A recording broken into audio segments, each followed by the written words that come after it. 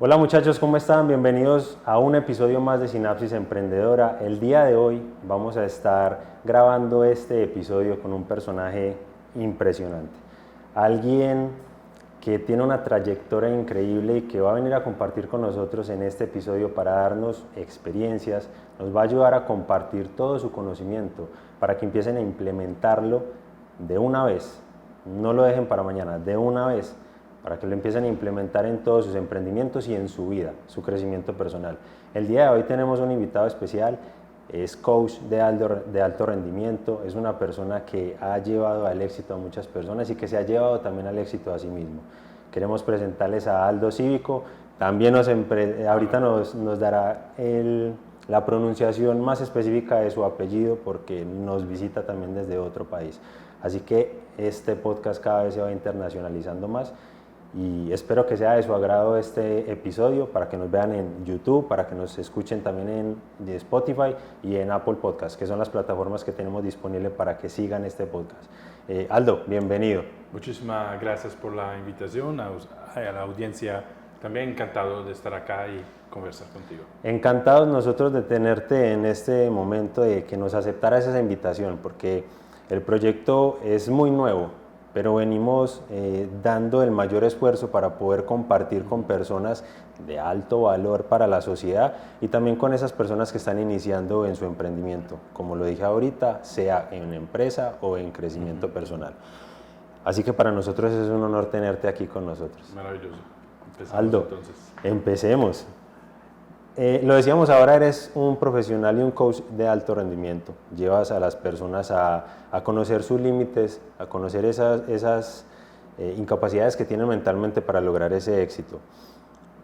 Que también es una duda para muchos porque no sabemos qué es el éxito para alguien, ¿cierto? Puede variar mucho dependiendo de la persona. Y queríamos saber un poco de antemano para ti, en esa experiencia tan amplia y bajo tu personalidad y tu perspectiva, ¿qué es el éxito para esas personas que han compartido contigo? Yo pienso que varía y es quizás una noción muy subjetiva. Muchas veces, sobre todo cuando alguien arranca, alguien empieza, el éxito se imagina mucho en términos materiales, ¿no? Y lograr un cierto nivel de empresa, entonces un cierto número de clientes, un cierto número de facturación, o a nivel personal, poder comprar la primera casa o tener un cierto carro, ¿no? Eso generalmente son como los primeros sueños cuando uno arranca. Después, con el tiempo, eso quizás sigue un poco la escala de la necesidad de que se amplian en la medida que tú vas satisfaciendo varios tipos de necesidades, ¿no? Entonces, cuando ya, digamos, la parte material está resuelta, entonces empiezan otros tipos de necesidades, entonces también cambia la definición de éxito. Entonces ya va más en términos de plenitud, ya va más en términos de aportarle o transformar la vida de otros, ¿no? Las preguntas rodean más alrededor de la satisfacción, del tener sentido lo que hago, ¿no? Yo invito siempre a las personas que me preguntan, a mis clientes, que independientemente en donde están en el camino, si están arrancando y todavía están experimentando con su producto mínimo viable o ya tienen una cierta solidez financiera y quieren expandir o ya están un poquito más adelantados, mi propuesta a todos siempre es desde el comienzo de buscar un propósito muy alto. Porque el tamaño de tu propósito, que es también el tamaño de tu visión, determina al final el tamaño de tu éxito. Entonces, si tú arrancas y tú dices, bueno, yo quiero resolver algunas necesidades mías primarias, que son legítimas, que son justas, que hay que resolver, pero eso se convierte en tu misión, en tu visión, en tu propósito, se queda muy chiquito, ¿sí? Entonces también la calidad de tus acciones y el potencial que tú apalancas se queda de un cierto tamaño. Mientras que si tú desde el comienzo, ¿no?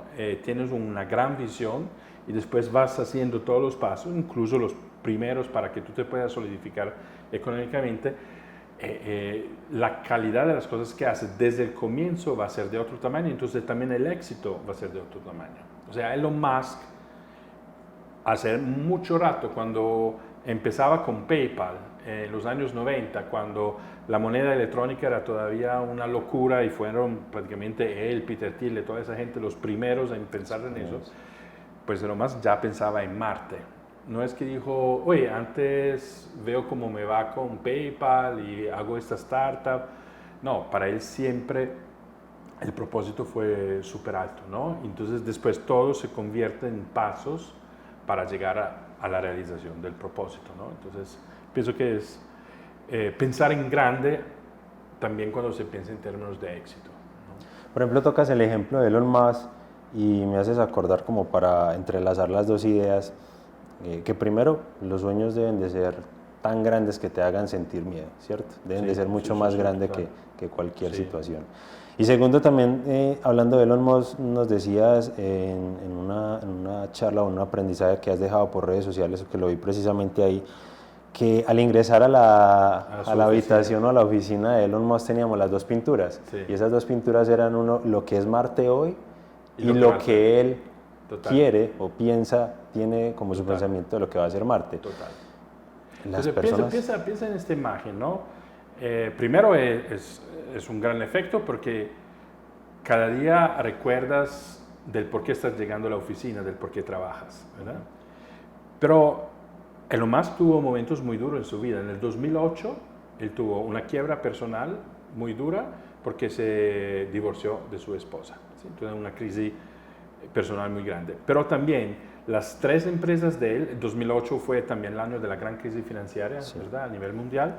Pero las tres empresas que él tenía, que era Solar, Tesla, en ese entonces, Solar, Tesla, SpaceX, estaban en un punto muy delicado que cualquier financiero con un poco de criterio le decía, tú tienes que elegir a cuál vas a cerrar y a cuál vas a dedicarle la vida, ¿sí? Y fue una decisión súper difícil para él y estaban como al último día del año para tomar la decisión si hacer algo o no. Y él cuando vendió PayPal, él había tenido aparte un fondo personal para los gastos de su familia y de la libertad económica de él. Y lo otro pensaba que dividiéndolo entre las tres compañías, eso le hubiera más que suficiente para llevarlas, ¿no?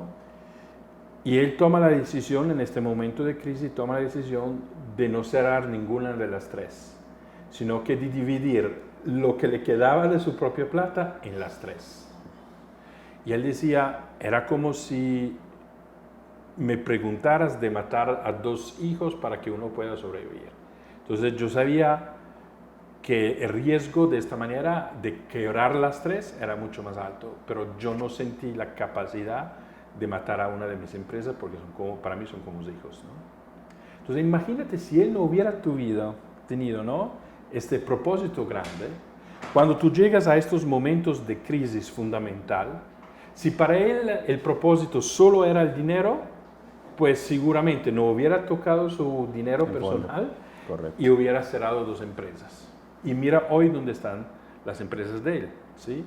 Entonces, por eso digo, eso fue solamente posible porque Elon Musk no fue haciendo más grande su visión con el tiempo, ¿sí? Sino que desde el comienzo, desde cuando su para qué siempre fue inmenso y fue enorme, ¿no? Y pienso que hoy, en una sociedad que cambia muy rápidamente, en donde estamos llamados donde las oportunidades de negocio están también en encontrar la solución a los problemas que enfrentemos a nivel global, más grande es tu sueño, más imposible es tu sueño, más grande va a ser el tamaño de tu éxito. Que incluso es algo que tocas mucho y hace parte de las técnicas de las que trabajas y es el manejo de la incertidumbre. Sí. Esa incertidumbre que con el ejemplo Elon Musk trabajó y que hasta el último día tuvo que decidir también cuál decisión tomar. Total. Todos los días se enfrenta tanto la persona que desea crecer personalmente como aquel emprendedor.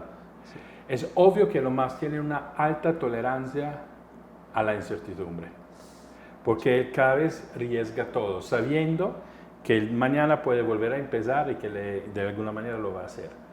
Richard Branson, que es otro grande empresario, que creó el grupo Virgin, que son 400 empresas, tiene, con respecto a Elon Musk, que si queremos comparar, una tolerancia a la incertidumbre menor. De hecho, él nunca arriesgó el dinero que lo hubiera llevado a la quiebra. O sea, siempre hizo nuevas inversiones pensando con un riesgo calculado, ¿sí?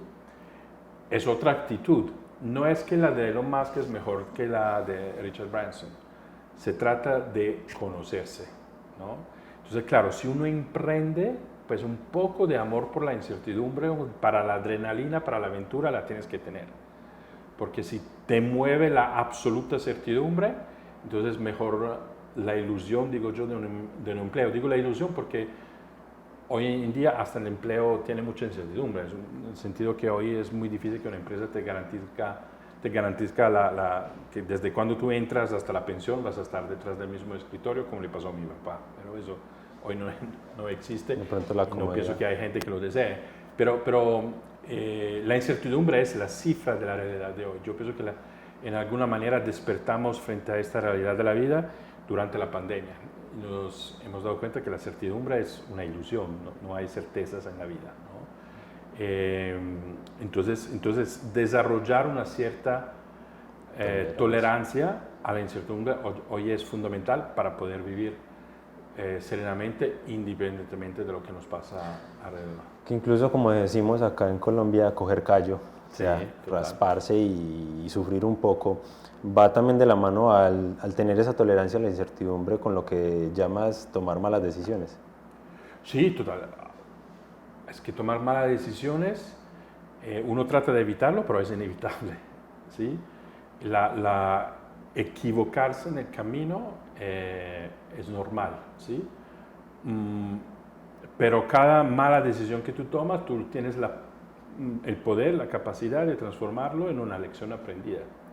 Entonces se vuelve en un recurso, además, depende qué haces tú con las consecuencias de tus errores, ¿no? Te desesperas, te látigas, lloras, y eso no sirve, no construye, no te lleva adelante. O dices, uy, aquí aprendí, ¿no? ¿Cómo he yo creado esta realidad? Justo el otro día hablaba con un querido amigo que, descubrió que el socio que tenía no era un buen socio, que le había robado plata y con problemas muy grandes en términos de impuestos, porque al final mi amigo era el que firmaba Entonces él decía, pues yo me puedo estar acá ahora quejando y poniéndome bravo con este socio. Dice, claramente estoy tomando mis decisiones para protegerme lo más que puedo, pero para mí la pregunta más importante es, ¿qué me llevó hasta acá? O sea, ¿qué fue dónde me equivoqué yo en decidir con quién me asocio? ¿Sí? Pues es una lección muy dura, pero una lección muy buena, ¿sí? Porque muchas veces las empresas donde se quiebran desde el primer día, solo que uno lo va a ver después de años, es cuando se equivoca de socio. Solamente porque el socio tiene plata o porque se conoce o quién sabe, pero no hay una conversación alrededor de propósito, de visión, de valores compartidos, ¿no? Entonces, claro, bueno, mi amigo seguramente la próxima empresa que va a abrir, que seguramente la va a abrir, yo sé que va a tener mucho más cuidado a la hora de elegir un socio. No, y con esas, llamémoslo oportunidades, lo que son esos fracasos o esos problemas anteriores, Total. pues el aprendizaje que nos deja es también decidir si caemos en un bache o si Sí. nos enterramos pues Sí. de por vida, ¿cierto? Sí. Y no deberíamos nosotros enterrarnos por una situación. Lo decías muy bien también que pues, el presente es un síntoma y no la causa de algo. Total. Simplemente es el resultado de las acciones Total. pasadas. Y picos y valles hay en la vida. Pensar de poder hacer una vida sin valles o baches, como lo dices tú, no es posible, ¿no? Nadie, yo siempre digo a alguien que llega y dice, estoy pasando un momento difícil, digo, nadie nos prometió una vida fácil.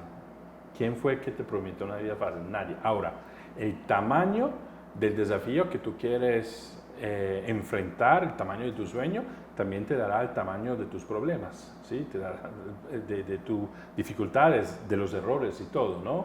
Todo es proporcionado.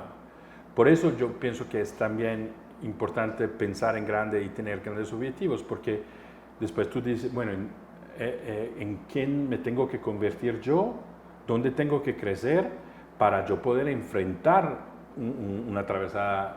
Es distinto tener un barquito y pasarse por Guatapé o decir me voy a cruzar el Atlántico. Son medios distintos, son preparaciones distintas, habilidades distintas.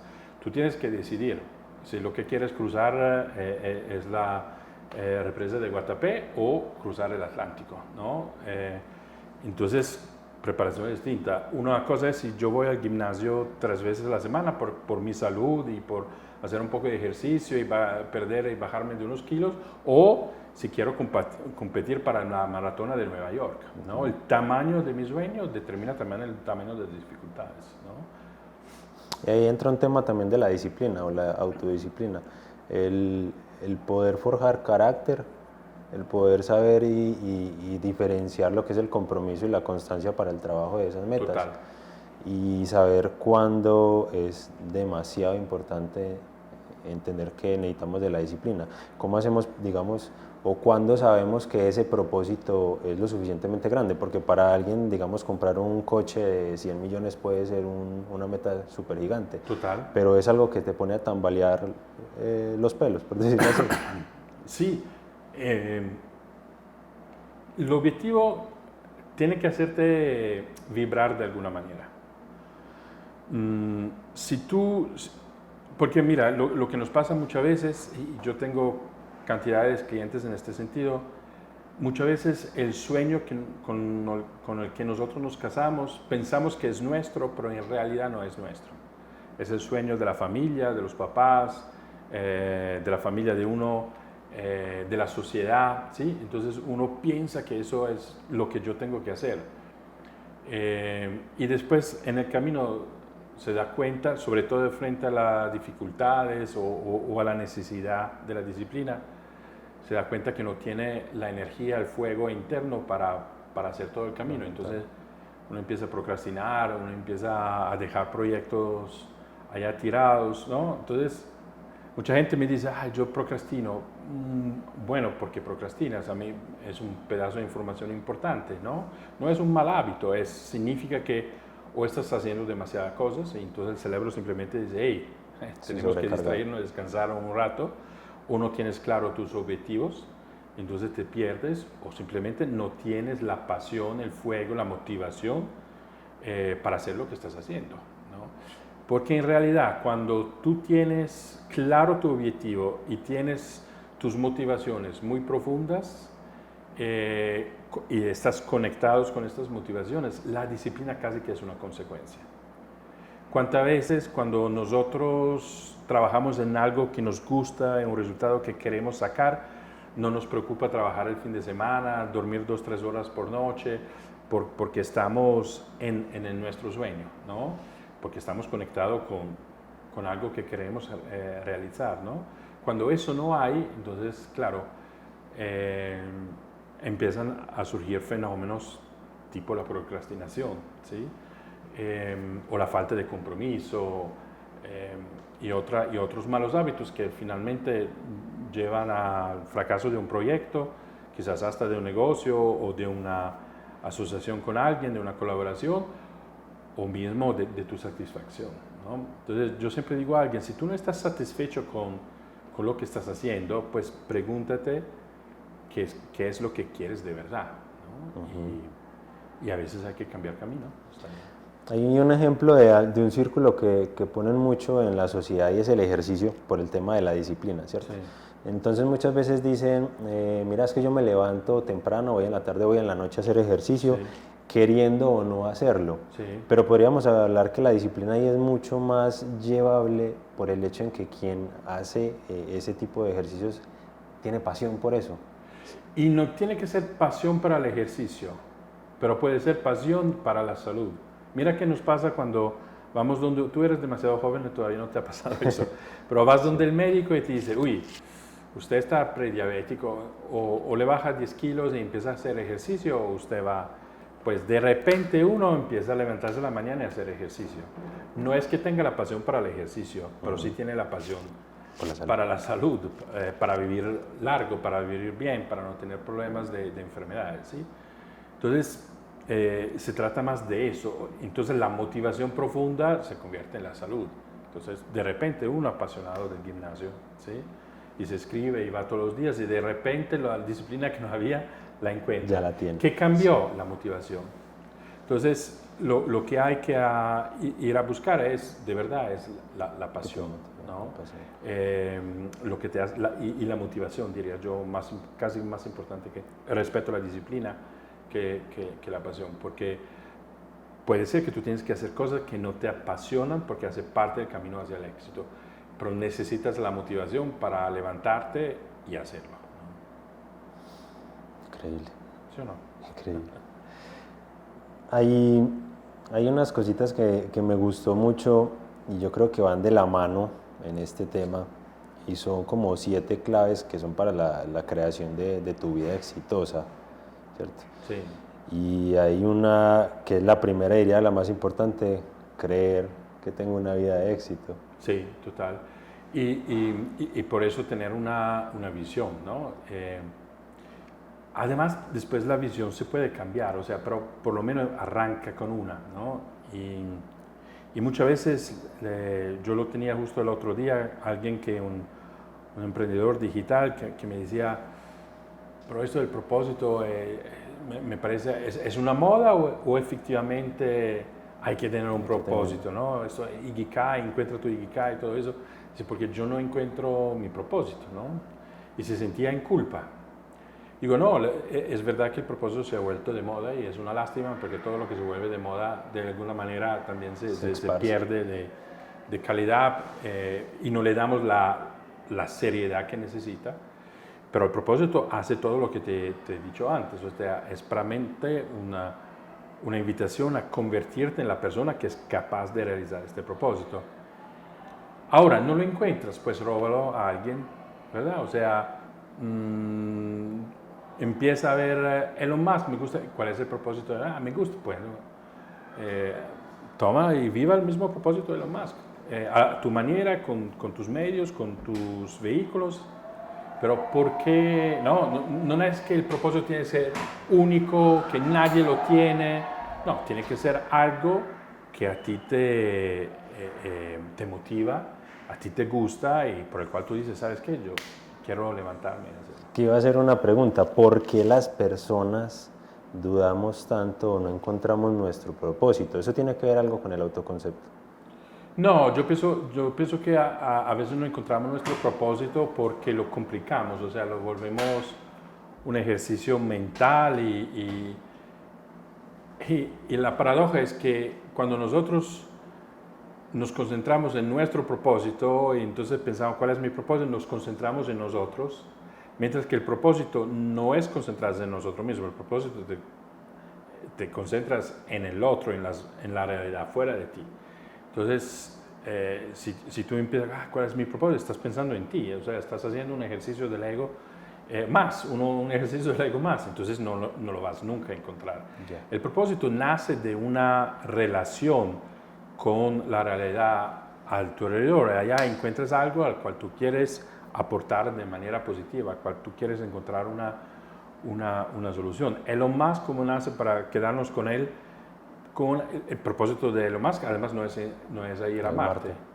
Ir a Marte es un vehículo, es una manera para lograr su propósito.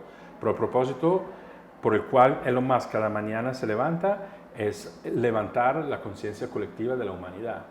Entonces él dice, tenemos que lograr desafíos altos para hacernos nuevas preguntas y de esta manera, haciéndonos nuevas preguntas, elevamos nuestro nivel de conciencia. Eso es lo que hace vibrar a Elon Musk. Entonces,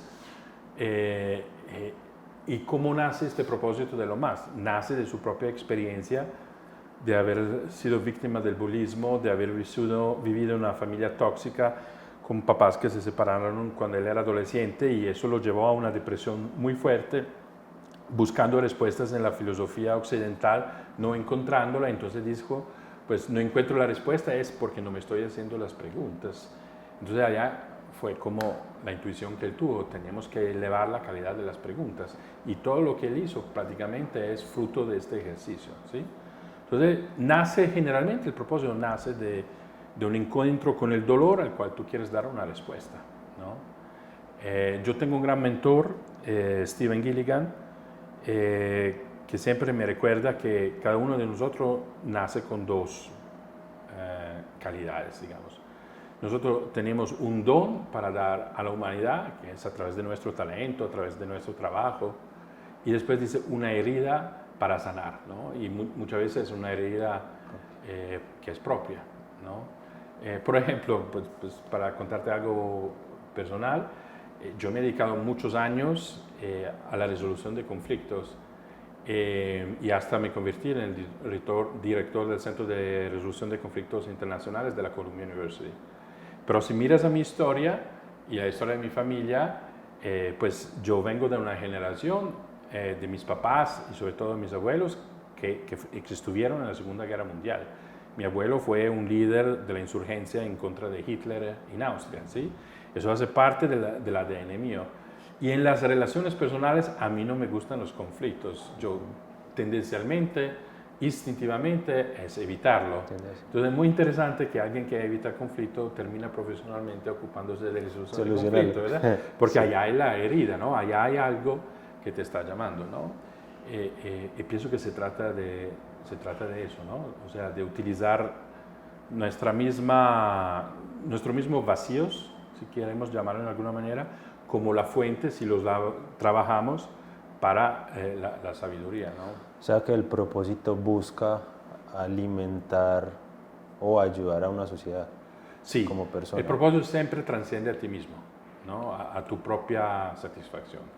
Porque tus propios satisfacción, digamos, ti mismo, eso si tú identificas tu ambición y identificas tu pasión, con eso logras, ¿no? Pero el propósito es, tú haces algo más allá de eso, ¿no? Más allá de lo que puede beneficiar a ti mismo y a tu entorno, sino que dejas una huella en la humanidad. Y si tú miras a todas las personas que han tenido éxito en la vida, en la historia, siempre se han ido por allá. O sea, Steve Jobs, que hizo, en mi opinión, que quiso decir Steve Jobs? Steve Jobs quiso democratizar la abundancia a través de la tecnología y nos ha cambiado la vida. Steve Jobs no pensó solamente en vivir tranquilo él, ¿sí? Nos transformó la vida a todos. Elon Musk nos está transformando la vida a todos, ¿no? Nelson Mandela, que aguantó 27 años en una pequeña celda, quiso transformar su país, ¿no? Entonces, por eso, vuelvo a repetir, el tamaño de tu sueño, el tamaño de tu propósito determina también el tamaño de tu éxito, ¿no? Que incluso la Madre Teresa de Calcuta lo dice, pues que nos acerquemos a alguien con la intención de dejarle la vida mucho mejor como la encontramos. Total. Y mira, Madre Teresa es otro gran ejemplo de alguien que vive por un propósito más grande de ella, ¿no? Y ella dedicó su vida para los pobres entre los más pobres, ¿no? Que no tenía nada que ver con la situación personal de ella misma. Ella hubiera podido seguir en el primer orden religioso donde estuvo, pero no, ella lo dejó, se arriesgó solita porque encontró un pobre, además, ¿no? en una calle, y eso le cambió completamente la vida. O sea que las emociones propias aumentan de manera satisfactoria cuando el propósito está alimentando a toda una sociedad. Yo sí pienso, en general es así. En general es así. No quiero decir que es una regla universal, porque hablando de la Madre Teresa, si miramos a su vida, después describimos que durante 50 años ella estuvo como en un desierto de emociones, porque no sentía relación con Dios, unidad con Dios. O sea, estuvo en una noche oscura, como se dice en el mundo místico, de 5 décadas. Entonces no tuvo ni la satisfacción de sentir nada, pero vivía, pero el propósito la movía, ¿verdad? La motivación estaba. Nelson Mandela estuvo 27 años en la cárcel, en esta celda. Pues hoy nosotros sabemos que lo que siguió fue su liberación y la transformación de Sudáfrica. Pero él, cuando estaba en la celda, día tras día no sabía cuál iba a ser el final de la historia, ¿verdad? Entonces imagínate, día tras día, trabajos forzosos en esta celda muy pequeña, ¿no? Y Bill Clinton, cuando lo fue a visitar en Sudáfrica, después de haber estado en esta celda, él lo encontró y le preguntó, oye, ¿usted cómo aguantó? Aguanté, yo me preparé. ¿sí? O sea, él Oportunidad. utiliza los 27 años donde que siente uno encerrado, o sea, para prepararse al propósito que él tenía, o sea, esta libertad de Sudáfrica la sentía dentro, ¿verdad? La tenía dentro antes de poder manifestarla y crearla afuera, ¿no? Estas son las personas que después dejan una huella. Nosotros no tenemos que ser Nelson Mandela para poder decir que hicimos algo en la vida, ¿sí? Cada uno su proporción y cada uno tiene su misión, pero ¿cuál es la huella que tú quieres dejar en el mundo y en la humanidad? Hasta cuando hablamos de marca personal, ¿no? La marca es marcar. Pues entonces, claro, viene de la idea de marcarlo, las vacas, ¿no? Y poner tu sello. Pero miramos un poquito más allá y miramos cuál es la marca, qué huella deja, ¿no? En la humanidad. ¿Cuál es la huella que tú a los clientes que encuentras, que sirves, futuros, presentes, cuál es la huella que dejas, ¿no? ¿Cómo vas a marcar la vida de los otros? Podemos marcar positivamente, podemos marcar negativamente, podemos hacerlo de manera muy neutral, ¿no? Yo pienso que esas son como las preguntas que abren también la posibilidad de ser bueno en los negocios. Aquellas personas que buscan dejar una huella, en ocasiones se frustran porque se comparan con otras. Sí. Y eso es perjudicial para la salud mental. Y es un error, porque cada uno de nosotros es único, cada uno tiene su camino, y yo siempre digo, yo no tengo competición, porque no hay otro como yo, ¿sí? Y yo sé que con alguien vibraré y se convertirá en mi cliente, con otros no.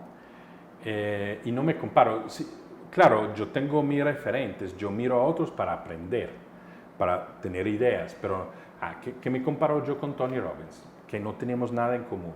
Primero, él tiene 20 años casi o 15 años más que yo, empezó mucho más antes, en un momento particular de la historia, tiene una estructura hasta de su cerebro física, del tamaño de sus manos, de su cuerpo.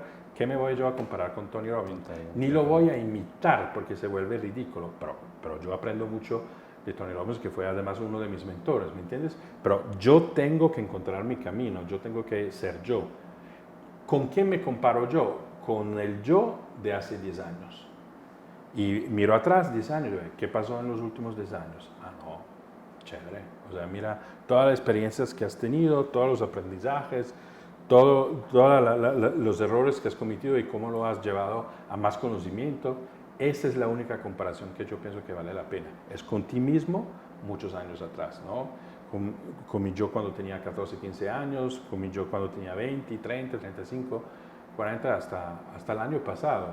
Eso es la única comparación. Con los otros, no te compares en el sentido de más o menos, sino que compárate en el sentido de aprender, vuélvelo referentes, ¿no? Hablemos de referentes y no de competencias. Sí, para aprender, para dejarse inspirar. Uy, mira, o sea, estuvimos juntos y compartimos las ferias del EFIX, ¿no?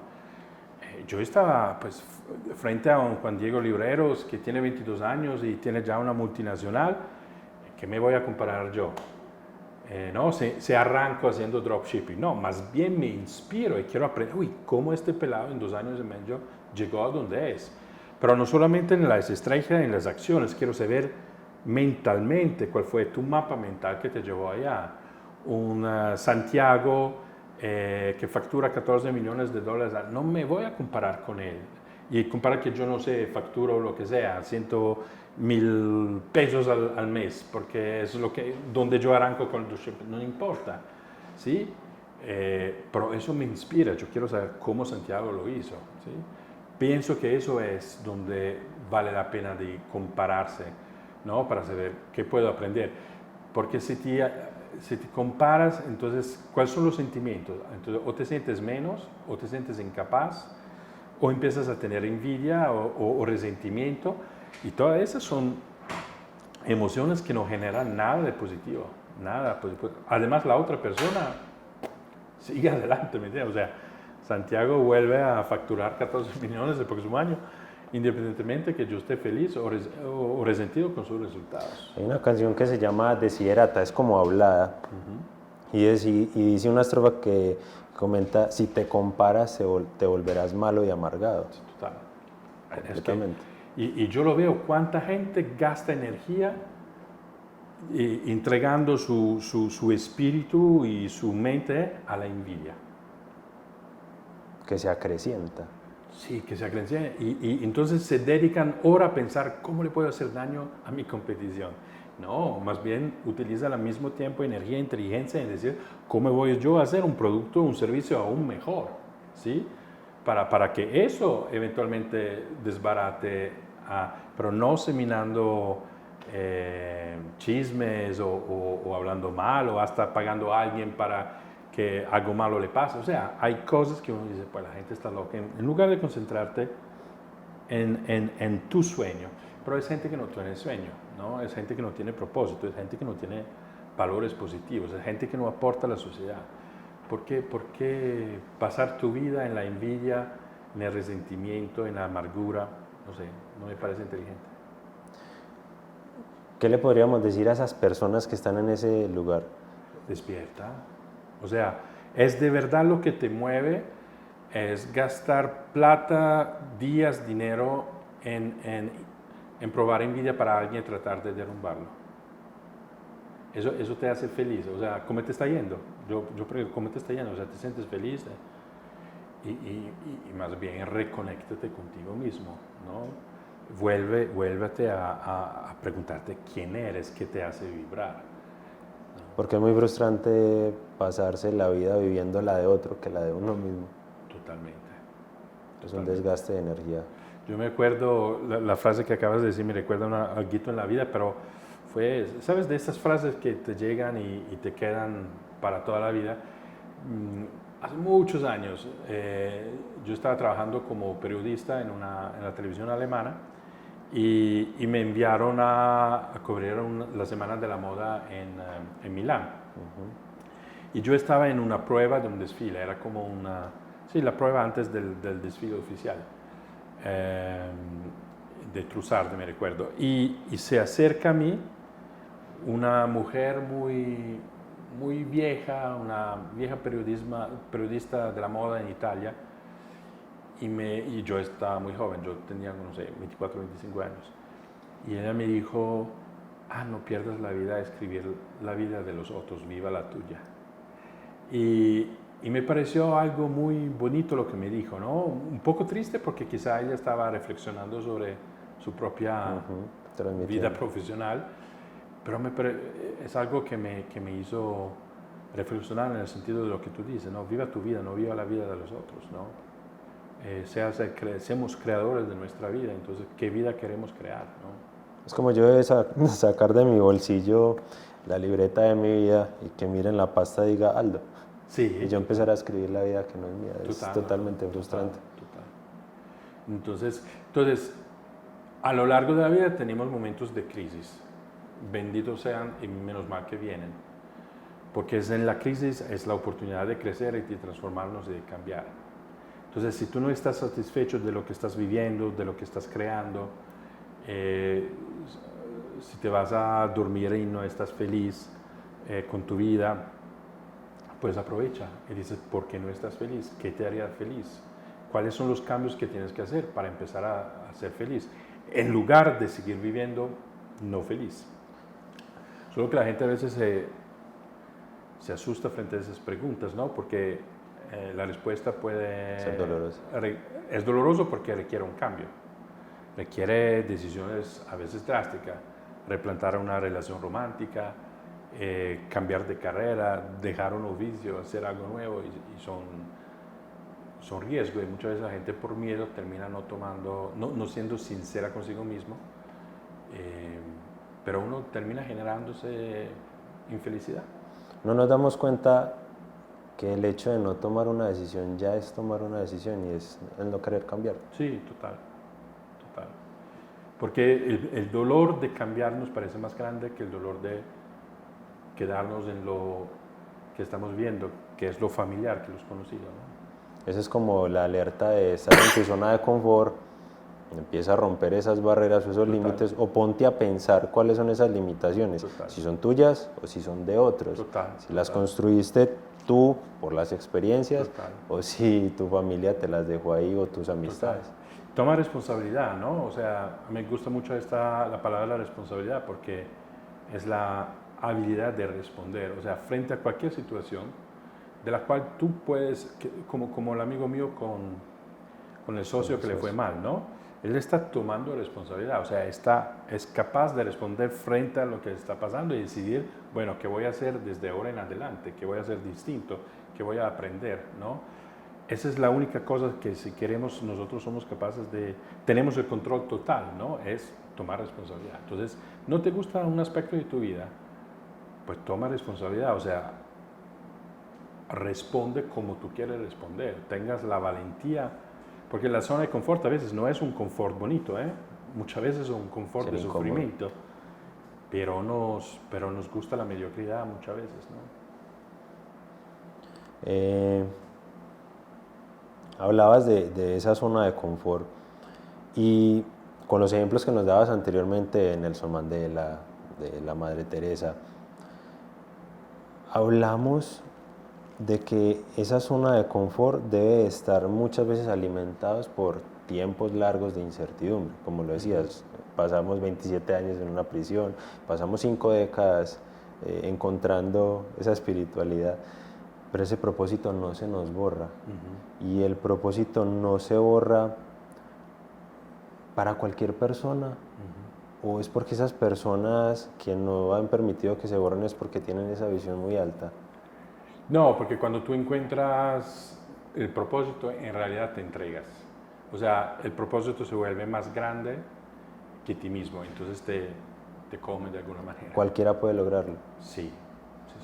Así que es importante para quien nos ve, quien nos escucha, que entiendan que si hoy están en una zona de confort, que si hoy están frustrados, es porque de pronto pueden estar teniendo temor también a enfrentarse a esa zona. Al cambio.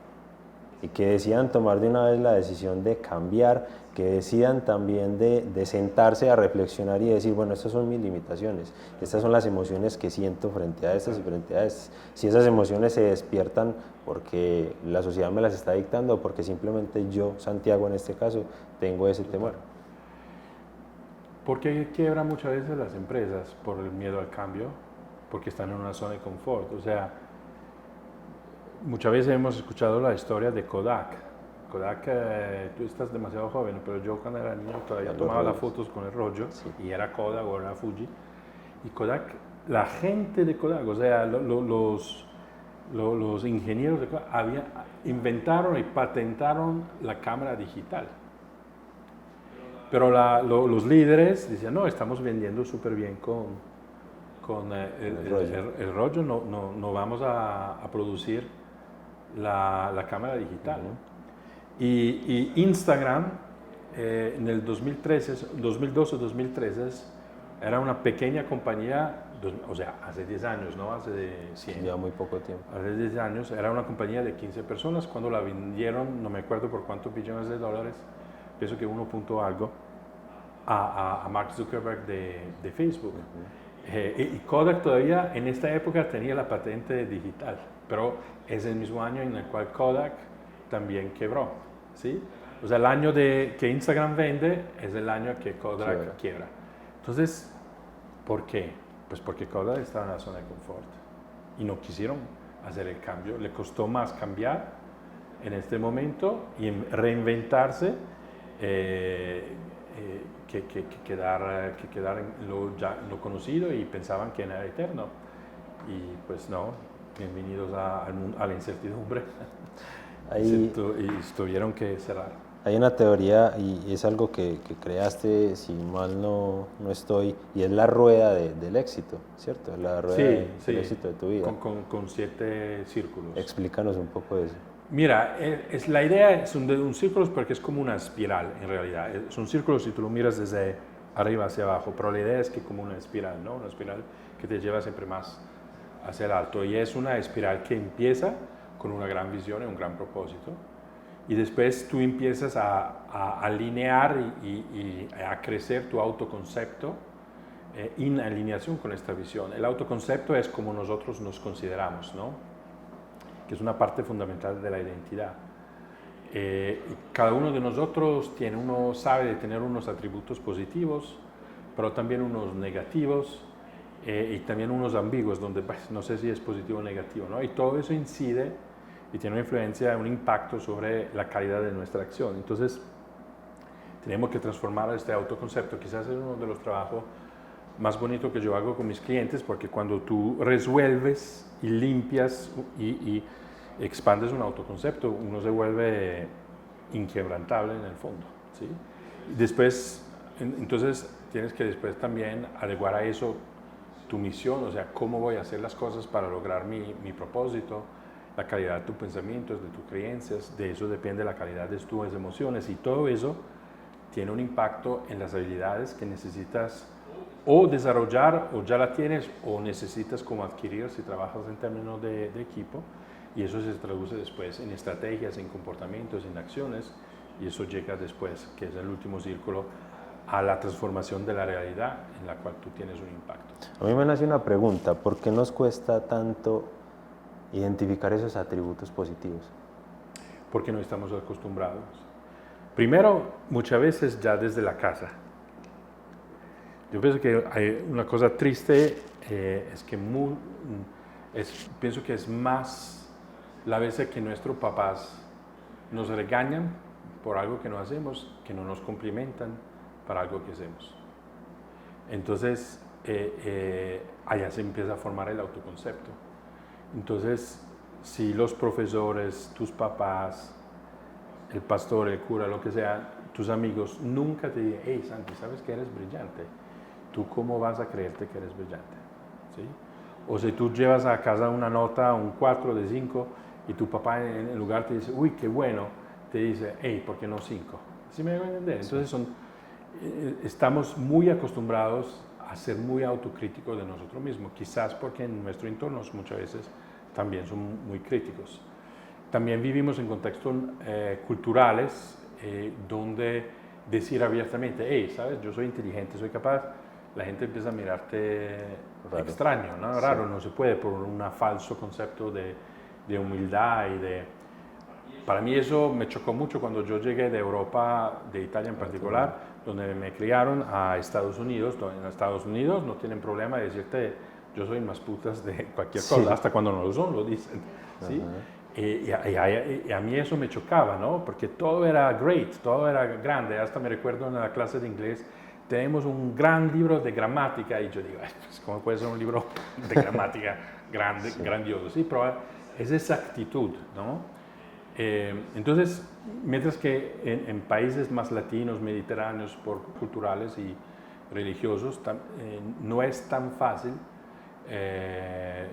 poder expresar nuestras calidades positivas. Siempre tenemos que presentarnos como menos. O sea, que eso tiene un efecto sobre cómo nos vimos. Y después desarrollamos una voz crítica, autoritaria dentro de nosotros, muy grande, que nos pega, nos da látigos todo el tiempo. Que si fuera un amigo de nosotros decirnos desde afuera lo que nosotros mismos nos decimos sobre nosotros mismos, pues perderíamos la amistad. Pero nosotros toleramos maltratos que nos hacemos a nosotros mismos. O sea, que debemos de trabajar eso en esta sociedad en estos momentos de una manera silenciosa y empezar a aumentar. Sí, a reconocer. Pues si tú estás emprendiendo y empieza a irte bien, o sea, significa que algo bueno estás haciendo. Detrás de eso hay un concepto tuyo, hay un atributo, ¿sí?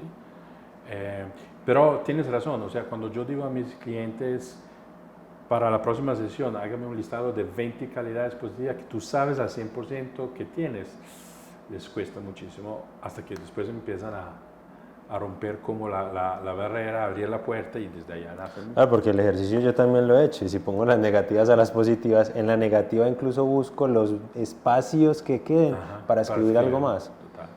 Pero ya darse cuenta de eso es muy bonito.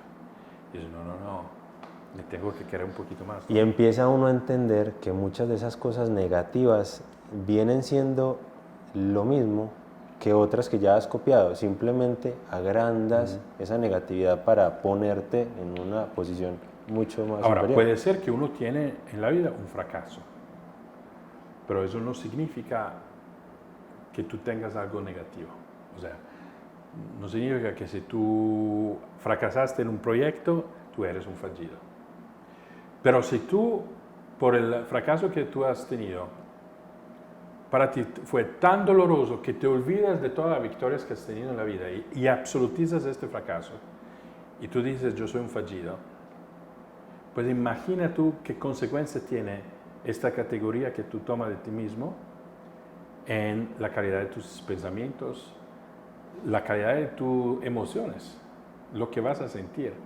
Y entonces, como todo eso se traslada en cómo vas a apalancar o no apalancar una habilidad, entonces tu acción y entonces tu resultado.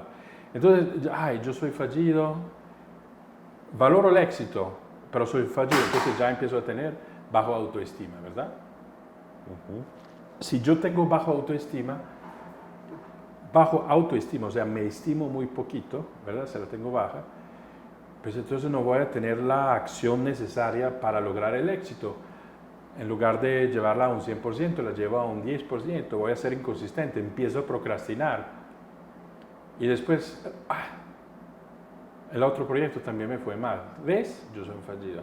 Eso se convierte en un dogma. Lo estás transmitiendo. Entonces eso se vuelve una espiral hacia abajo que te lleva a la depresión. Entonces, por eso, mientras que si tú cuando corriges el autoconcepto, que no es algo establecido en la naturaleza, eso es algo que tú construyes, fruto de una serie de evaluaciones y de experiencias en la vida, pero como tú has creado una evaluación, así tú puedes crear otra. Entonces tú te construyes algo que es mucho más funcional a tu sueño, a lo que tú quieres ser y hacer. Eso te transforma la vida. Ese autoconcepto se construye hasta el último día de nuestra totalmente. vida. También porque cambia la vida, cambian las circunstancias, cambian los momentos de la vida. Total. Pero el autoconcepto central, diría yo, no el profesional o el personal, sino el tuyo, que es válido en todos los ámbitos de la vida, eso generalmente queda lo mismo. Construye lo demás. Sí. Yo quiero que le demos la diferencia a quienes nos ven y escuchan entre el perezoso y el procrastinador, para que muchos entiendan ¿Entre quién? El perezoso Ajá. y el procrastinador.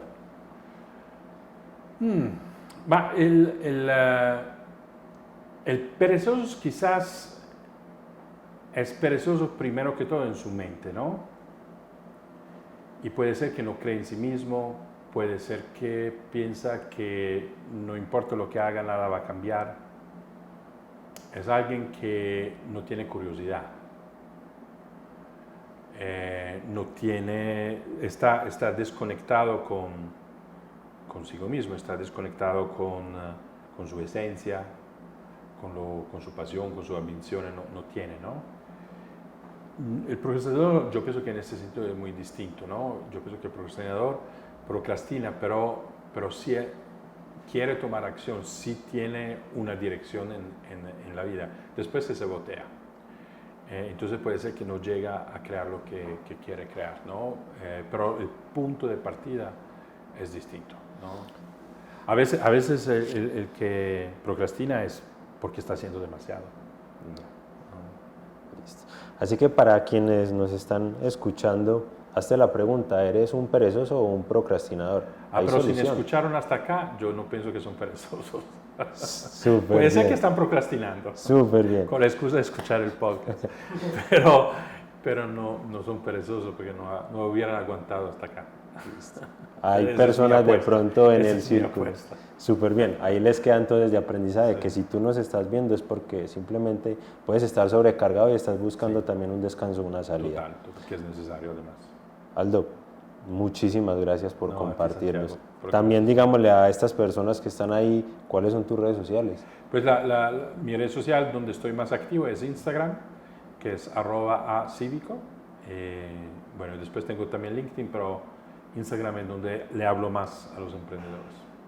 Así que vayan, visiten esas redes sociales, aprendan de todo el contenido que tienen. Nosotros también en nuestras redes sociales vamos a estar compartiendo esa rueda del éxito, esos tipsitos que compartes también para que se alimenten y puedan construir día a día esa persona que quieren ser. Maravilloso. Muchísimas gracias, Santiago, por la A ti. conversación. Muchas gracias. Hasta luego.